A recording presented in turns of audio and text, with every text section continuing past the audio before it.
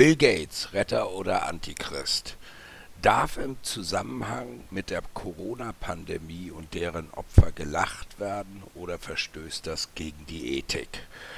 Ich kann nur einige Beispiele dafür bringen, dass Bill und Melinda Gates, wenn es in den Bereich der Ethik fällt, davon offensichtlich nicht allzu viel halten.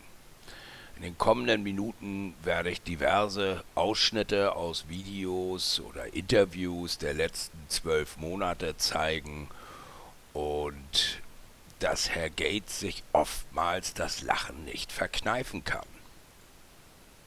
Prepare for the next one. That, I'd say is will get attention this time. About this pandemic, and we didn't listen.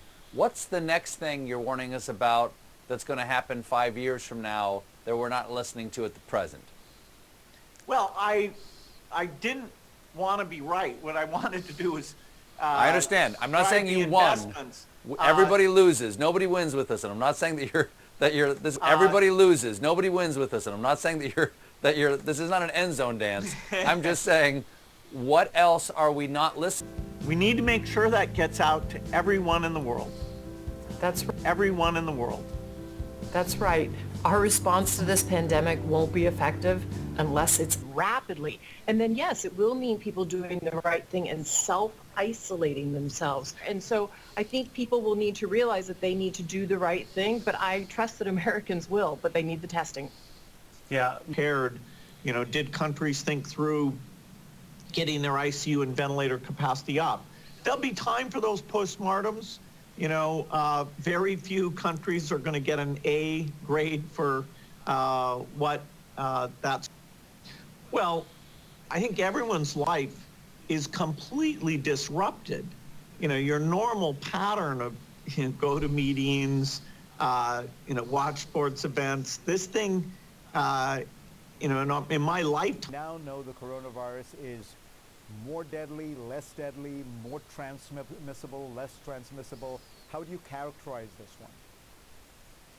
Caused nuclear war that we needed to be more prepared for. So what changes do we put in place? The field-based activity in the... Learn about pandemics and then protect people's lives during them doesn't sound that controversial.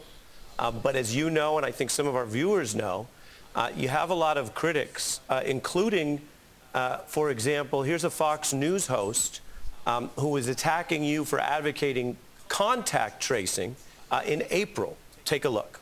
There's a new threat to our rights on the horizon, and it's being pushed by the second wealthiest man in the world. According to Gates, the only way to responsibly end the shutdowns is for a pretty vast surveillance system to be put in place, arguing that it will be unsafe to work or to travel or go to church or a ball game unless we give up our personal data.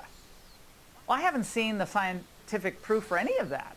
Is that a fair assessment of what you're trying to do, and what's your response? Well, contact tracing was incredibly beneficial. You mentioned the new team. I spoke to him, Melinda and I, soon after the election, and the pandemic was definitely one of the key topics there.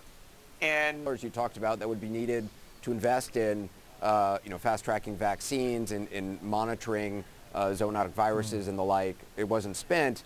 If authorities are listening... My TED Talk, 90% of the views are after the pandemic one started, not before. And yet there are... Human penalty. Now, you are one of the few people in the world where you actually have enough money to tell us about whether or not an economy shifting in this way or another way is going to cause mass deaths. But how do you think we should be looking at this? Because yes, there is an economy. When I met with them, the whole idea of vaccine, not going to approve something till it's safe, and the country really depends on getting back to normal on vaccine progress. Yeah, I mean, it's a huge concern about even when there is a vaccine, if there is a... It's still not until... We'll have to prepare for the next one. That, I'd say is will get attention this time. So